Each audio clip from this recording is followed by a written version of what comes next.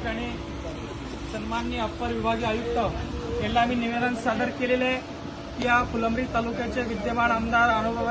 अनुराधाताई चव्हाण यांचे पती यांनी दोघांनी मिळून केलेला जो काही भ्रष्टाचार आहे तो त्याची सखोल चौकशी करण्यात येईल।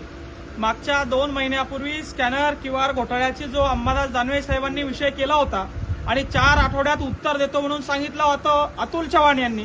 ते अंबादास दानवे साहेबही तिकडे गेले, अतुल चव्हाण साहेबही तिकडे गेले आणि 4 आठवडेही तिकडे गेले, कोणी याच्यावर उत्तर दिलेलं नाही। सामान्य माणसाला या ठिकाणी अंधारात ठेवून लाखो करोडो कोटीचे भ्रष्टाचार या अतुल चव्हाण यांनी केलेले आहे आणि सन्माननीय मुख्यमंत्री, सन्माननीय